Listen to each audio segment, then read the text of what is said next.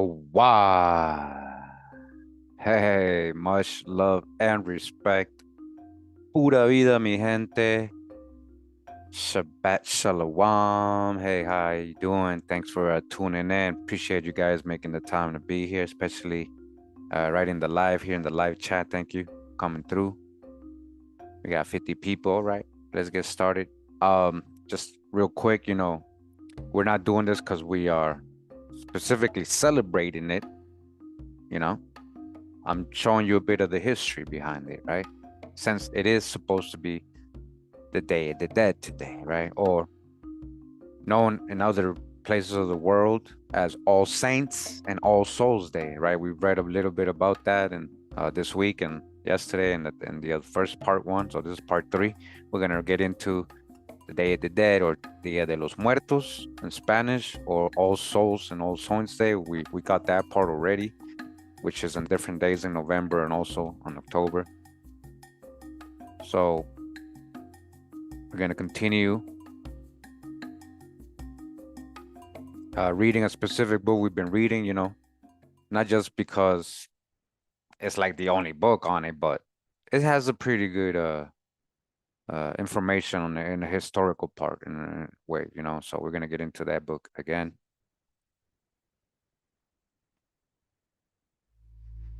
And this book again is Trick or Treat, A History of Halloween by Lisa Morton. Shout out to Lisa Morton. If you like the book, go ahead and support her. This is for educational purposes, review, commentary, and fair use, discussion.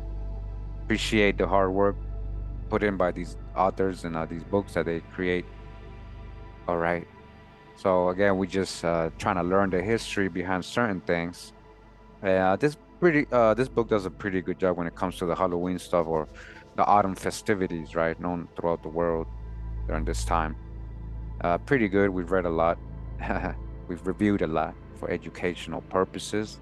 Some of the stuff we have in Decadence in the Middle East, Halloween in East Asia, like the whole history behind it, right?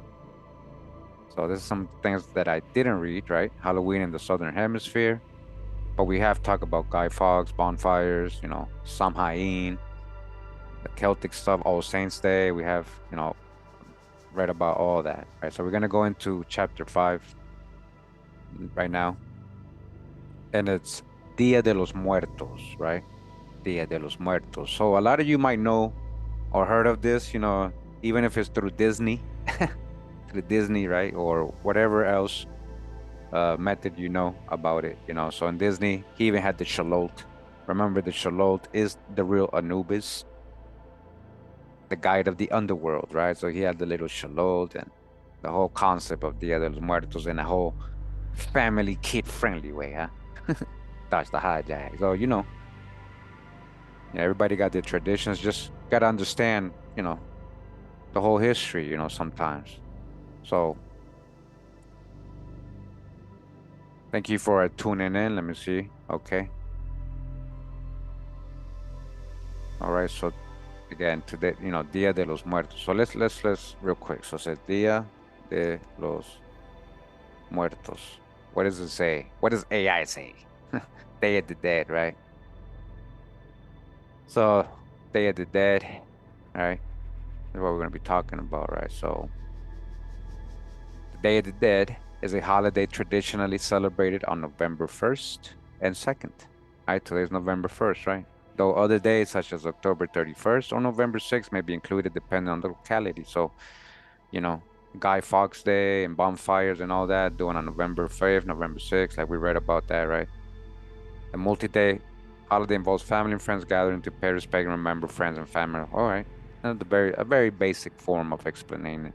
It gets deeper, but let's see what it says about the history, right? It says there is perhaps no better proof that Halloween is a combination of Celtic Samhain and the Christian All Saints, All Souls Day than Central and South America's Dia de los Muertos, Day of the Dead. Here, the Christian observance is stripped of the Celtic influence but combined with other local festivals, and the result is an event which bears only the faintest resemblance to Halloween. There is little emphasis on masking, house-to-house begging, bonfires, pranking, fortune-telling, or parties. Death is accepted and mocked, not feared. Nor is a Días de los Muertos strictly a Catholic holiday. The proliferation of skull imagery, the seasonal foods, and many of the local customs associated with it can only be attributed to the surviving influence of Aztec, Mayan, and other Mesoamerican peoples in history. So a lot of our indigenous folks were already doing things like this. Did it change throughout the years from its original purpose of why we started doing this? I believe so. And then it becomes more of ancestor worship, than remembrance. So that's the thing. But anyways, I'm not judging, I'm just, you know, putting my opinion in it right here. But as you can see, it does have influence, what? So-called Aztec, Mexica, Mayan, and other Mesoamerican peoples and histories. And when you think about it, like we are, like it says about the Indians, right? And how I was comparing them to the ancient Israelites, or how they mourn for the dead, right? How many days the women would mourn and mourn and mourn, and it's a whole ritualistic thing they do, like naturally, right? And how the Indians as well did it. Yeah, mourning, mourning, mourning. That's different than just worshiping, mourning for a certain period after somebody dies, that can see that's normal, that's logical. A lot of people and the way we mourn. So I've only seen a certain amount of people do that. I've been through to many Hispanic ones where they're doing that, Cape Verdean families doing that for weeks. It's a tradition we carry. And black folks too, I've been to, it's not all black folks, it's not all Hispanic people, but some of them, right? So I can see how that can eventually turn into this big thing right here, right? Day of the day, right? So remember, we honor the creator, not the created. Okay, so let's keep going. Come on, Kurimeo, don't interrupt. All right. At its most basic, Dia de los Muertos is a period covering All Saints and All Souls Day that pays tribute to deceased loved ones. Sometimes it is a single day, El Dia de los Muertos, and takes place on the 2nd of November, but typically it begins at sundown on the 31st of October and continues through the 2nd of November. It is celebrated in one form or another throughout most of Central America, right? That's where I was born, as well as in a few parts of South America. And it has also made inroads into North America, especially in those areas around the US-Mexico border and in cities with large Latino populations. Probably its most widely known icon is the candy skull, usually about the size of a golf ball and decorated with frosting, icing, glitter, or sequins, although it may also have a child's name written on it. The celebration also typically includes graveyard visits, while the home, an ofrenda or special altar to the dead may be constructed. Yeah. You see, so yeah, with images and all that, so it's like it becomes idolistic, but so, anyways, like we read about how like in France or in other countries they have they don't do Halloween, but they honor the dead just like this, and the graveyards are all full of people. So many people go visit, and so it's almost kind of something they inherited, from this whole thing, ancient practice of Day of the Dead, or also and Saints Day, really. It says considerable debate has raised recently over how much influence the Celts and Samhain really had on Halloween. And similar arguments occur over Aztec, Mayan, Purupecha versus Christian in regards to Días de los Muertos. As with the Celts, much of our knowledge of Mesoamerican history comes down to us via early Christian missionaries. However, these recordings are comparatively recent, dating back to the 16th century or the 1500s. And we also have a great deal of archaeological evidence. We know, for example, that the Aztecs had a complicated religion and a calendar of 18 months of 20 days, each plus an extra period of 5 days at the end of the year. There is some speculation that the 5-day period, which was essentially a time of rest, was translated to the modern Días de los Muertos. Included in their festivals were two in honor of the dead: Mikail Huitontli, Little Feast of the Dead, and Mikail Huit, Great Feast of the Dead, held in the ninth and 10th months of the Aztec calendar, corresponding to August. Also celebrated in the 10th month was Sokothueltzi, Great Fall of the Shokot fruit, a harvest festival. These festivals were celebrated with the manufacture of special foods, tamales, all right? The tamales, this is where the origin of that is and why. Tamales made out of corn, and decorations, flower garlands made of sempasquilt, or yellow marigold. The ceremonies continued for 20 days and formed one great celebration of the dead. Games in which young men climbed to the top of a stripped tree to reach an icon made of dough were played, and ancestors were honored with prayers and feasting. Prayers and feasting, okay, now that's a little different, right? Another part of the celebration of the great feast of the dead was human sacrifice. Uh-oh. Is it really? Uh-oh, do we have to dodge the hijack? Are they just adding this part? History may have clouded over whether the Celts included sacrificial rites during Samhain, but there's no question that it was an important part of Mikael Huit. You know, what if it was just sacrificing the first fruits? At the climax of the festival, captives in special paper costumes were led to the Sompantli, or skull rack, which held the heads of those previously offered in sacrifices. Okay, maybe. And then who are these real people? And was it always like that in the beginning? And then were sacrificed by first being burned, then having their heads cut off with a ceremonial knife. Finally, the bodies were cast down the sides of the pyramidal temple, where the heads were removed and placed in the Sompantli.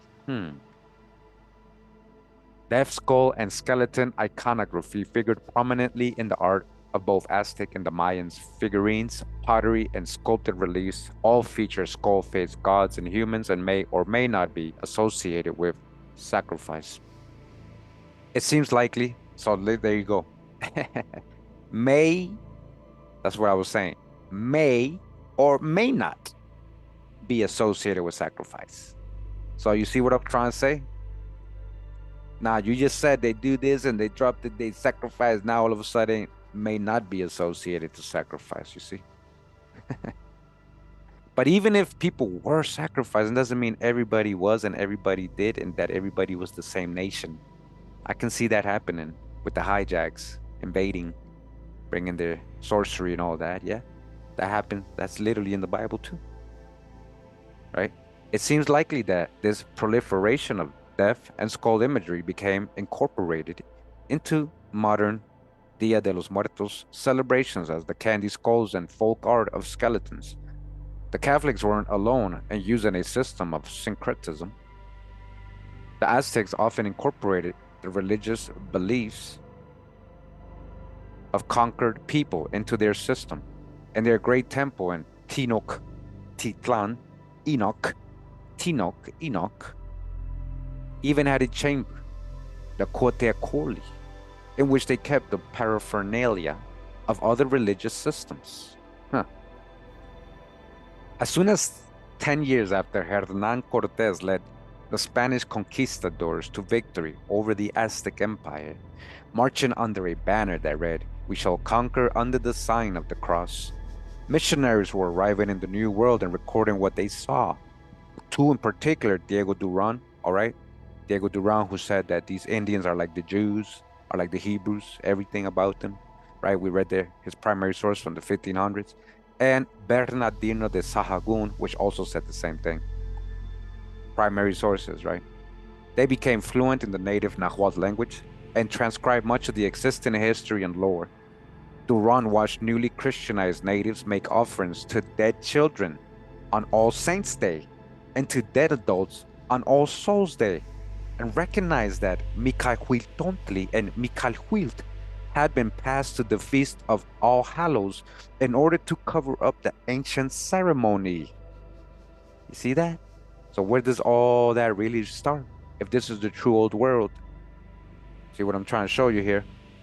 All that stuff they were doing in Europe, that the Spanish people, the conquistadors recognized that They were doing this on All Saints Day and All Souls Day. That was something that was happening in Europe. So if these people that you never knew before and you encounter are doing the same thing, right? The same hijacks. Deuteronomy 28, it said, yo, keep the code. And if you don't keep the code, this is what's going to happen. And all right, here they are, right? The day came. Foods and drinks that had been prepared for the old Aztec feast, chocolate, tamales, pulque, and alcoholic beverage were bequeathed to the new holidays. Some priests tried to make use of old rituals by incorporating them into the new Christian services. So they added their, with the Christianity. So Juan Pedro de Gante noted in 1558 that in all their adorations of their gods, they sang and danced before the gods and attempted to create new songs for them that honored God instead. Wow.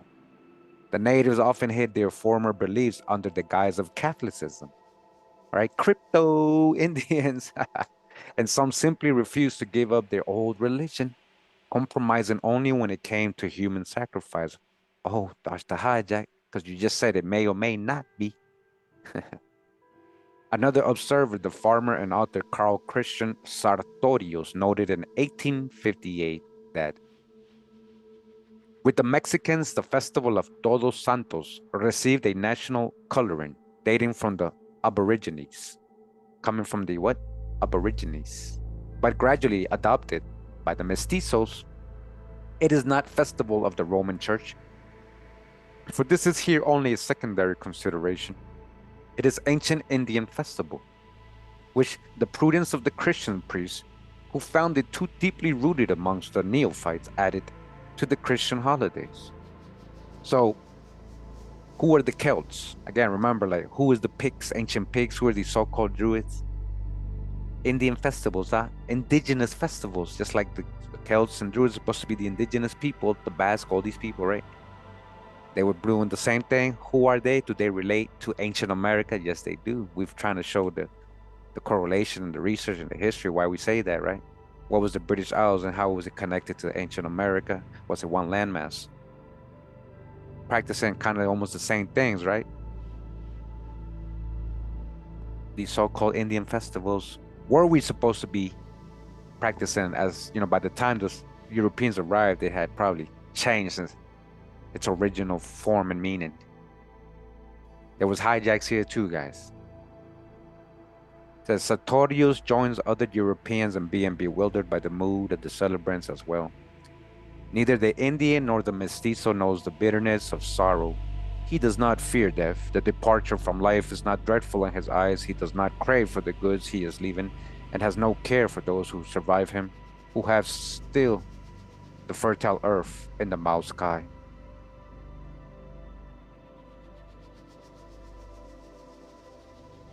Ofrendas or offerings are one of the most important aspects of Dia de los Muertos. These altars vary slightly from region to region. So, real quick, let's just Dia de los Muertos, ofrendas, right? Ofrendas, offerings.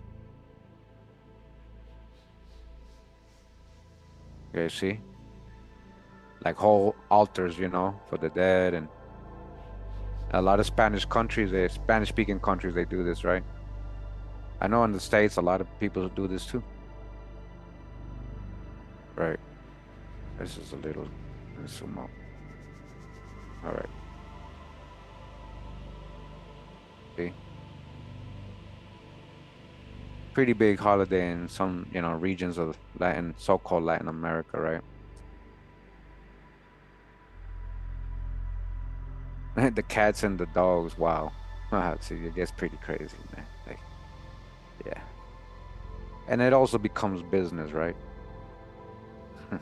Now it becomes part of Halloween, right? So it says, these altars vary slightly from region to region, but almost always include a table or some sort of platform over which is spread a clean white cloth. On this, offerings of food, drink, and tobacco are placed for deceased loved ones. It is believed that even though the dead cannot physically partake of these items, they can still enjoy the essence of them. Hmm. Photos of the deceased or of saints may be included in flowers. Typically, the yellow-orange pasquilt are also arranged on the ofrenda, while their petals create a trail leading to the altar. Copal incense is often burned near the ofrenda since the distinctive musky scent and the smoke are thought to help wandering souls find the offerings. Huh. Salt is almost always included since it is considered purifying, and glasses of water are there to quench the spirit's thirst after their long journey from the underworld, you see? Hey guys, it's just like the whole thing about Santa Claus, right? You leave them milk and cookies, and they're doing this with their ancestors, right? Like they're literally, this is like real serious, right? Like they really believe this stuff, like they're really into it, like they, you know, like they really feel it. They don't do it like in the movie Coco, right? Like in the movie, like the Disney one, like oh, like they're forgetting and they disappear. Oh man, the food and drink are consumed by the family on 2nd of November, since they believe they have shared the food with their deceased loved ones in this way. Wow. Oof. The practice of the ofrenda may actually be Christian in origin. Santeria, voodoo, and all that. Like it actually might be have brought a little bit more by the Black Europeans. Actually, there is a big element that is indigenous, but there's certain other things that was added with the whole. When Europeans come and bringing also what they were practicing in those times we've read about in the last two parts, right? Even though it includes figures created from though a commonastic practice, and of course regional. So here's an ofrenda, right? Look at this. Regional foods that may have originated from the use of the catafalque, a bear typically covered in black cloth, which was used in All Souls Day masses. Okay, and was sometimes described as being surrounded by candles and food offerings. But what I'm trying to show you is look at so where did they learn that from though, right? Where's the true old world, right? So it says the use of ofrendas was also recorded in colonial era Spain in the Castilian province of Zamora. Ofrendas were created for souls in purgatory, okay? And employed during Easter and All Souls Day. So remember, what All Souls and Saints Day was really more about people being supposedly stuck in purgatory and that they had to pray for their ancestors and do an offering and make sure that that they don't go to hell and stuff like that. So it has a kind of origin, in Europe as well. And so the town of Huechula in the state of Puebla is host to a unique and spectacular form of ofrenda. These multi-layered constructions can reach 10 feet in height and are covered in white or pale satin. Huechula. Ahora. Huechula ofrendas. Wow, so this is what they're talking about. They're like real big, I guess. Is this what it? So say, let's put Día de los Muertos. Día de los Muertos. Right. Okay, yeah, that's what they're talking about. So yeah, they got like huge ones, right? Huge altars with all the saints, all the idols. Look at this one. So on Dia de los Muertos, they might, do it for their ancestors. Oh, here's one with a picture. All right. Rest in power, man. Rest in power, man. Rest in power. You guys see? Wow. They set this up in their houses and stuff. The culture, right? I'm just showing, the history, right? So you guys can understand people. You understand what people are, so you can know a little background about it. That's why we're doing this. We're not, celebrating. We're not just, I don't, any topic I do, we're trying to know the history behind things, have some context, right?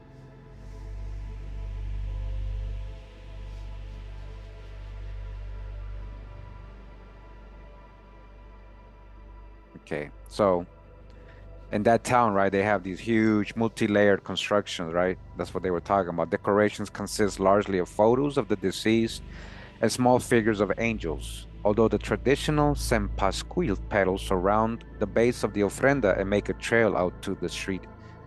Visitors to Huequechula are welcome into the homes of those with displays and urged to make a small donation and to share food, typically bread and hot chocolate, with the family before leaving. The Sempasquil flower that is so important at Dia de los Muertos derives its name from the Nahuatl word for 20, Semposayi, and flowers, Xochitl. Now you know how to say 20 in Nahuatl. Semposayi, Xochitl, and was believed by the Aztecs to be a gift from Tonatiuh, the sun god, huh? Tonatiuh, huh? The sun god, huh? Given to them so they would always have something beautiful in gold like the sun to mark the resting place of their late loved ones. So you're the one that taught them to do that. Tonatiuh, huh? In colonial Mexico, reports on Días de los Muertos celebrations often painted them as raccoons with poor mestizos drinking in graveyards. In fact, in 1766, the Royal Office of Crime prohibited cemetery visits during the holiday and tried to control the sale of alcohol. The production of small sugar or alfenic animal figures is recorded as early as 1763, but since similar figures are still sold in parts of Italy and were known to be sold in Spain, this seems to have been a European custom imported to the New World. Okay, a what? A European custom imported to the New World. A lot of it.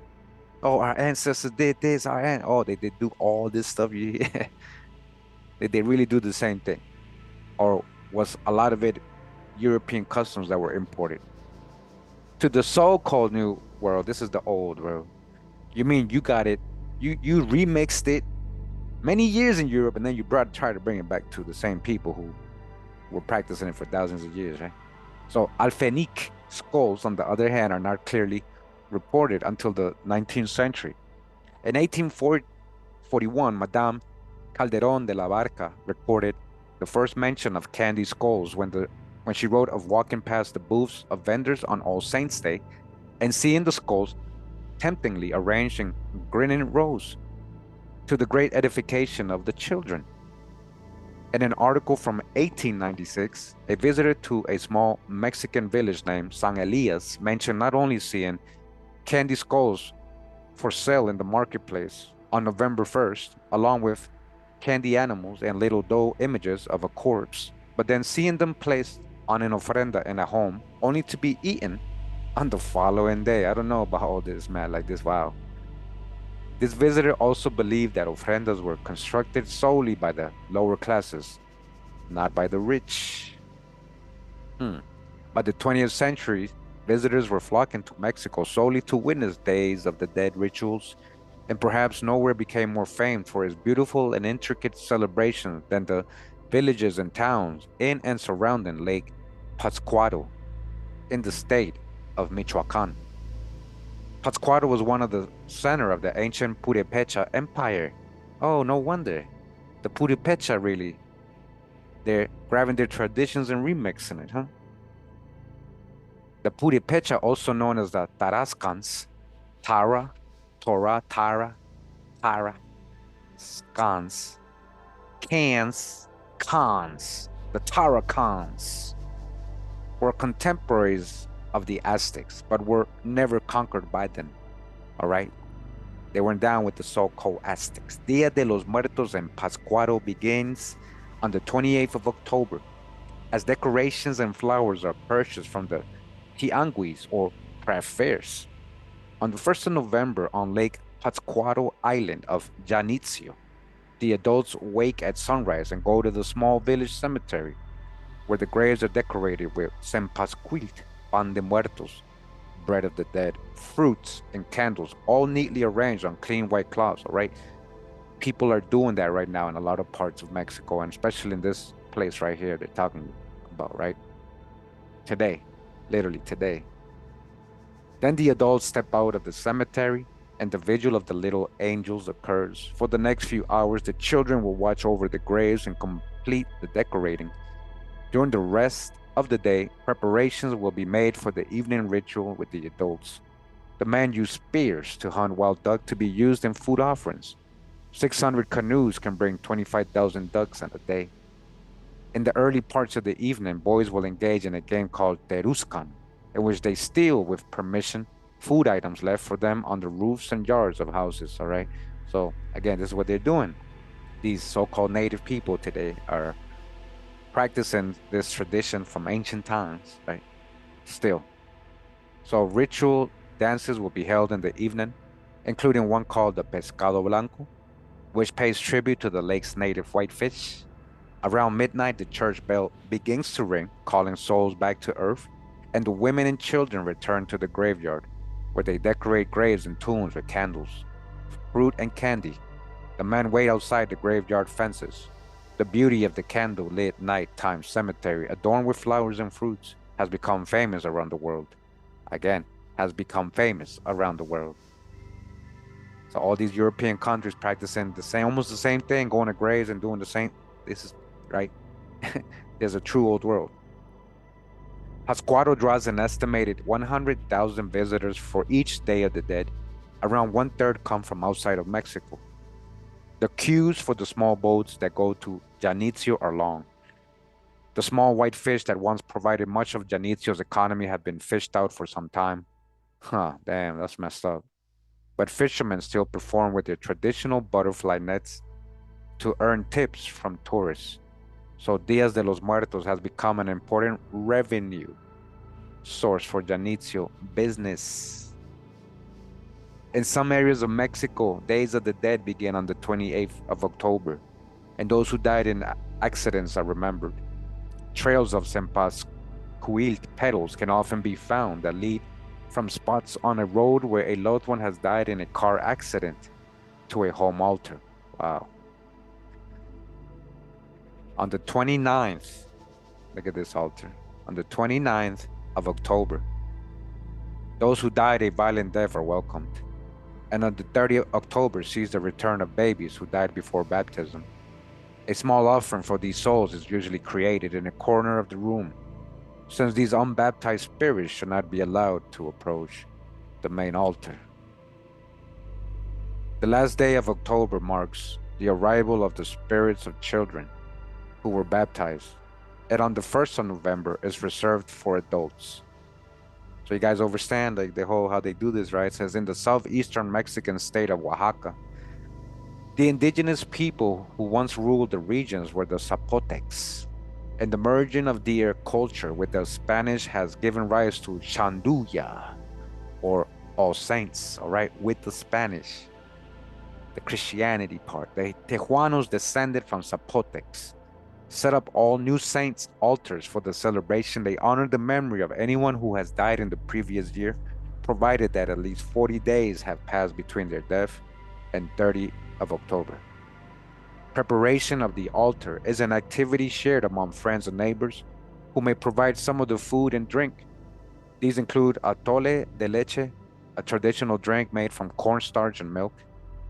Atol, I know that. The altars are prepared in the form of step pyramids, with each level representing different phase of life as is held by the Zapotec beliefs. Remember, this is right here, all indigenous traditions right here. No matter who's doing it, who you think of, what you think of the people who are doing it today, whatever you think. I'm talking about the history, right?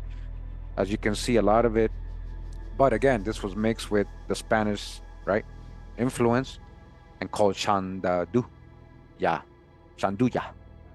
So one local belief is that the souls return in form of butterflies. And so any appearance of a butterfly during Shanduya is meaningful. Wow. The observance ends with the lighting of fireworks. The Tehuanos also visit graveyards throughout the week and may hire musicians to play music by the side of their loved ones. Rest in place, right? Just like Coco, right? Just like Coco.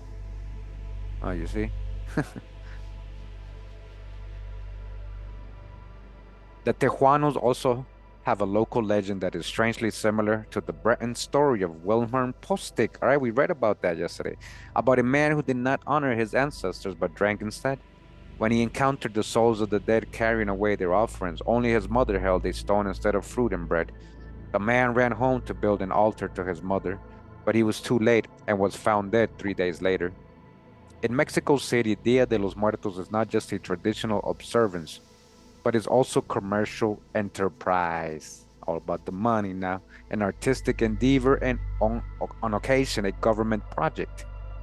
In 2000, for example, the local government organized a large event called Offerings of the Millennium, which included contests, museum exhibits, historical displays, and musical performances. Art galleries and museums, including the Diego Rivera Museum, exhibit folk art and special ofrendas, and street vendors sell papier-mâché toys of skeletons playing, or papier-mâché, of musical instruments, right? Eating, mourning one another, and just about any other everyday activity imaginable. There are also chocolate and candy skulls for children, and tall candles, copal and sempascuil for adults. Calaveras, the Spanish word for skulls, are a form of satirical short poem focusing on death and the macabre, popular around Mexico during Dia de los Muertos. Calaveras originated in newspapers in the 19th century and first took the form of fake poetic obituaries of then living public figures. Wow. Often government officials. Sometimes they poked macabre fun at an entire profession, as in this one entitled Neighborhood Barber. You perform many miracles with beards and hair, so you don't care that you're underground. You gave some cuts to people passing by, and now for your stupidity, you're wrapped in a shroud with a razor and some scissors to trim calaveras. In some areas of Mexico, children go through their neighborhoods on All Saints or All Souls Eve reciting calaveras in exchange for small rewards of food. Just like in Europe, begging, right? Begging. That whole thing about begging, like trick or treat, begging or begging for wood. That whole, you see how it's all, the hijack is spreads and then everybody grabs it and makes it into their own thing. But the hijack is real, as I'm saying. It becomes culture, but is it supposed to be part of the culture? It's the thing. And that's why we say keeping the code means keeping the code in many ways. So, all right, but interesting, right? In exchange for food, just like trick or treating, just like going back for wood and for the bonfires, just like they were doing before trick or treating in the US. It says the Calaveras also gave Dias de los Muertos its most famous artist in the person of Jose Guadalupe Posada, whose delightfully morbid engravings often accompanied the short poems in newspapers. Posada's etching, La Calavera Catrina, all right? Now you guys know about Katrina, right? Of 1913. So he's the guy that made that famous, her, right? This female skull lady, right? So La Calavera Catrina of 1913, which depicts a wealthy woman in a flowered hat rendered as a skull, is possibly the single most famous work of art associated with Days of the Dead, right? That's where that originated. Diego Rivera later used Catrina as the centerpiece of his mural Dream of Sunday Afternoon in Alameda Park, and Posada's work was also influential on the muralist Jose Clemente Orozco. So real quick, and I remember he adapted that from what he saw in the culture, right? But he's the one that made it famous, made it into a drawing, made her a popular character. Katrina, right? La Calavera Katrina, the skull Katrina. In case you guys, want to know the history behind this, right?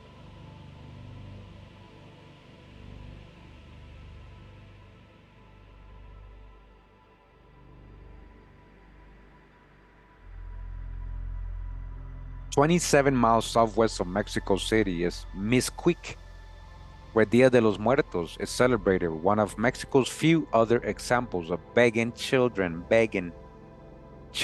trick or treat, please, give me the wood, give me the food, give me the candy, babe, during the evening of the 1st of November. So this is the famous Jose Guadalupe Posada La Calavera from 1913, zinc etching. So, examples of begging children during the evening of the 1st of November, groups of children go from house to house, offering prayers, ringing a bell, ringing a bell, ringing a bell, and begging gifts for food, ringing a bell. On 2nd of November, children also engage in calavereando or skulling, going from house to house and asking for a little skull, a treat, trick or treat, trick or treating, right? Treat, treat. Tombs in Misquite are decorated with mosaics made from the petals of sempasquite and other flowers. The mosaics, of course, often feature skeleton imagery. So, you know how they said yesterday we were reading about trick or treating, how they had it to do, they needed something for the kids, the pranksters to start doing, right? So you can see how they were probably eyewitness and cold other different people in America's doing this. Like this is, so this goes way even more back than trick or treating, right? But it's literally a form of trick or treating, right? So it didn't just come out of nowhere, is what I'm trying to say, right? There's some elements that could be indigenous, but there's some elements that is hijacked too. In the central Mexican state of San Luis Potosí, one of the main ethnic groups are the Tenex, Enox, Enex, Tinoc, Enox, who are descended from the Mayans, but were cut off during the Aztec conquest. The Tenex celebrate All Saints as Chantolo, a name derived from Nahuatl pronunciation of the Latin word for saints, Sanctorum. Ha!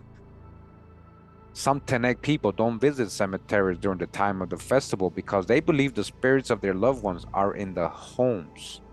Visiting the ofrendas, other visits on 2nd of November. So they're like, why are we gonna go to the cemetery? Because we got the altar or the ofrendas in our house. That's where they at. We're not gonna go to the cemetery, right? They come to us. Again, like kind of like the movie, right? Coco. Arches are an important part of Chantolo and are constructed both outside the home and inside as part of the ofrenda. The arches, which represent the 13 skies found in Aztec belief. 13 skies, huh? Is that Aztec belief? So-called Aztec? Or is it something deeper and older than that? Like a priest and king said, I think Isaiah 65. It says the arches, which represent the 13 skies found in Aztec beliefs, are made of leafy local branches bent into a curve and decorated with sempasquilt and other local flower called olotillo. Remember, there's the heavens, right? The different heavens. And yeah, so coins are included on the altar so that the dead can pay for passage across the Chiquachuapan River in the underworld, just like the ancient Egyptians, and they led by Xolotl, the real Anubis. Remember, guys, this is how it goes into that whole drop.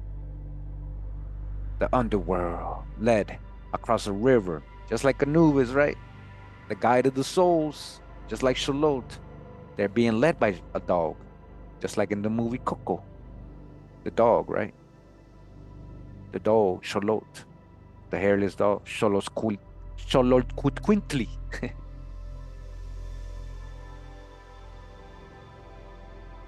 On the 2nd of November, the trail of sempasquil petals that led visiting souls to the ofrenda is swept away. Oh, sorry. Yeah, we got that. Yep. And replaced with a new trail so that the spirits can find their way back to the afterlife. Visitors to a home are offered food, which has been prepared from pigs, turkeys, and chickens that the homeowners purchased in February. And they are expected to drop a small piece first of an offering to the earth. The Tenec also practice traditional dances at Chantolo. In mask, they have sculpted themselves, sewing costumes, dressing up in costumes, offering to these are people who are very closely related to the old traditions of the Mayas, right? So characters may include grotesque representations of devils and skeletons. So people dressing up, this is an indigenous thing, I told. So where are they getting all this stuff from, right? Remember who dressed up like Jaguar warriors and all that, right? Since women do not take part, female parts are played by male dancers. The dances take place at both the home and the cemetery and are circular in form, expressing a belief in the circle of life and death. Uh, so I'm reading the chat. Shewesam zero waste. He says, I feel like the intention of offerings has been hijacked into a custom of asking or begging. That's what I'm trying to show. Like there is an origin, and these things get hijacked, guys, and it becomes like these pagan stuff, right? Like they start including their hijacks into it. So it says to convert people from having to having not, like a mindset shift, something like that. Yep, that's one. It says in the southeastern state of Yucatan, once home to the Mayans, All Saints is known as Hanal Pixan. All right, you guys see?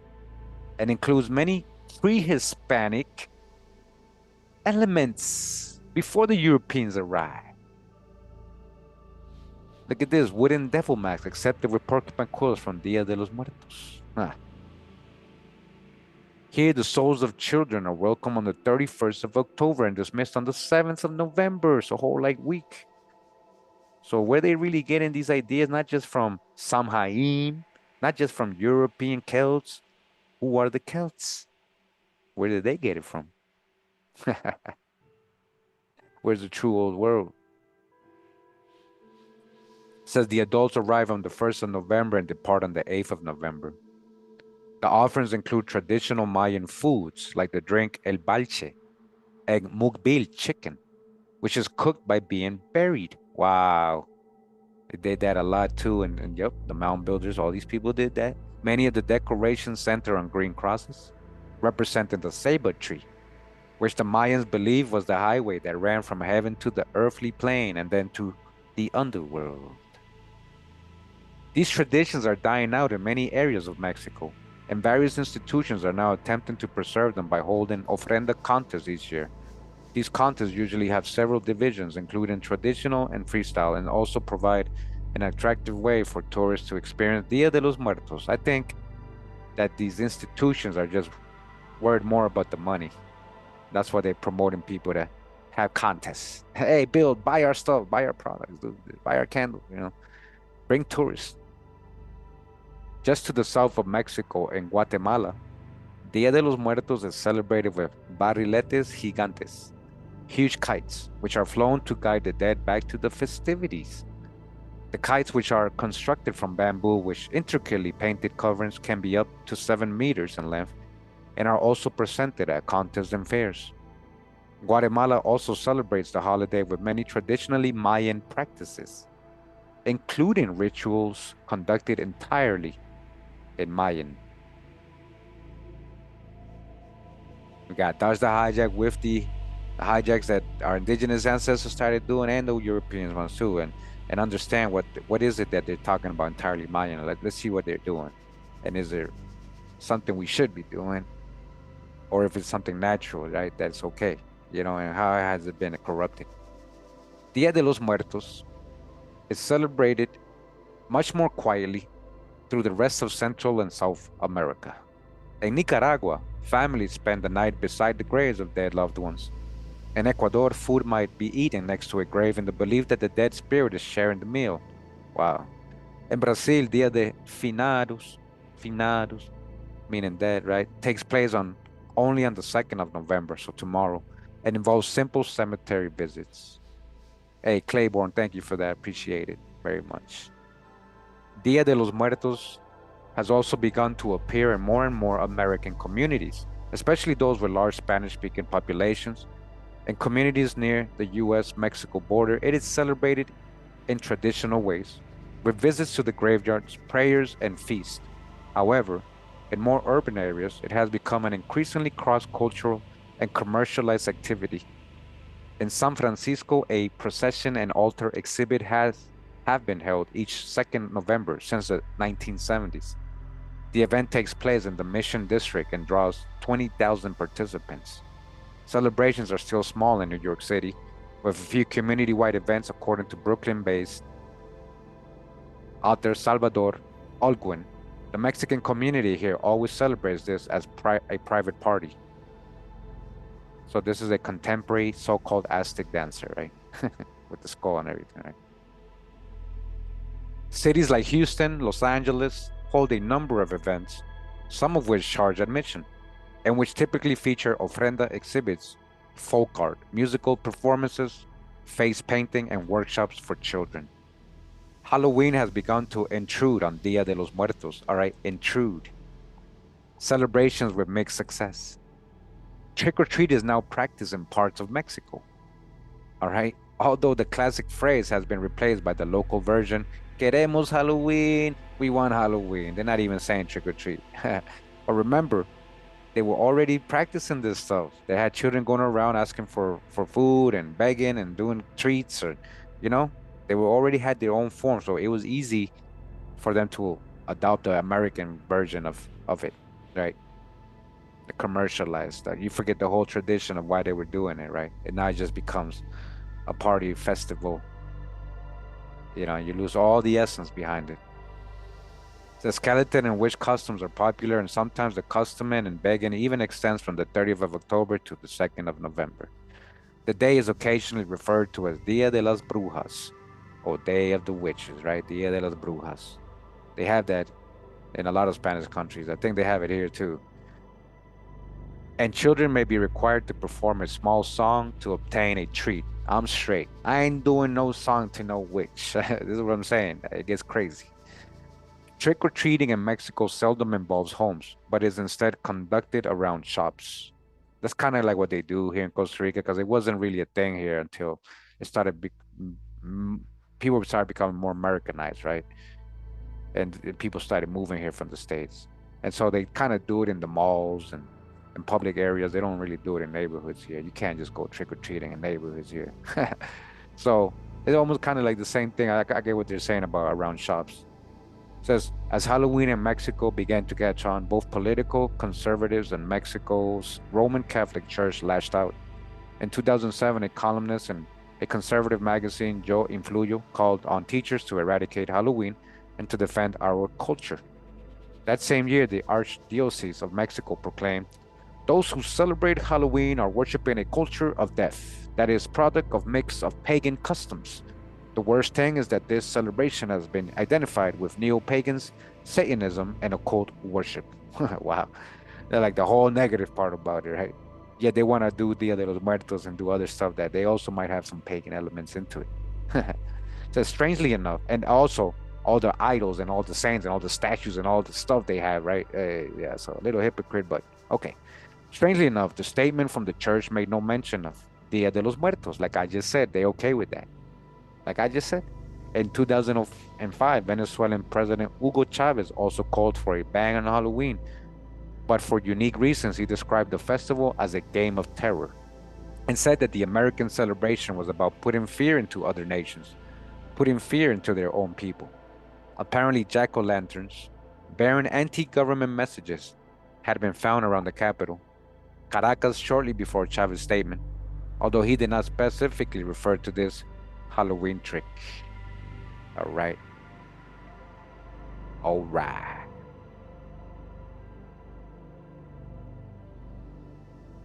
And that was chapter 5 of the book Trick or Treat, A History of Halloween. A History of Halloween. 1 second, guys. 1 second. Hope you guys enjoyed this little reading, you know. I thought it was pretty interesting. So you see a very big element, indigenous element, right? And that element, not just for Dia de los Muertos, but you can see in general, right? Where's the true old world? Who were the Celtic? What is Samhain really? Haha. Yeah. All right, hold up. This is scary.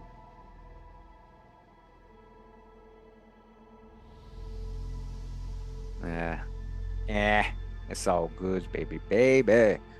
All right, hold on. We got something right here. Appreciate everybody that came through. I hope you enjoyed the reading. I'll give you your Saturday back, your Shabbat back. I'm sorry if you do not want to be hearing stuff like this during the Shabbat. You know, it's not my intention. I just want to be able to share the history of this day that a lot of people are, celebrating or conducting or part of. I just want to show the history, right? So I hope you guys enjoyed that part. You can get back to your meditations. All right. Appreciate everybody that came through. I'm glad you guys enjoyed it. Thank you. Oh, that's what's up, Terracotta. Work on that paper, man. They didn't mean to interrupt. You can get back to it. All right, now you're more focused. Appreciate everybody that came through, anybody that donated. Shout out to all my patron supporters. Remember, this is part 3. We did a whole, like a little series this week on Halloween, right? So check out part 1 and 2. Part 1 from like 5 days ago, part 2 from yesterday. All right, and this would be part 3. And I think that's about it for this year. All right. Appreciate you guys. I hope you enjoyed it. The info, just to have a little context and background, not just, out there doing things, whatever, just like seeing it and not understanding what's going on, and judging it. So you got the info, you got the history. Now you understand the context, okay? Pick me. Oh, I'm sorry to hear that, man. Hopefully that doesn't happen, man. Wow. Pura vida, mi gente. Shout out to Olmec. Shout out to Olmec 12 for the beat 12's groove we're about to listen to. All right, the outro. Shout out to Olmec 12. Thank you, brother. Thank you for that. Thank you for everybody that came through on the live chat. Appreciate you guys. Much love. Pura vida, mi gente. Hawa.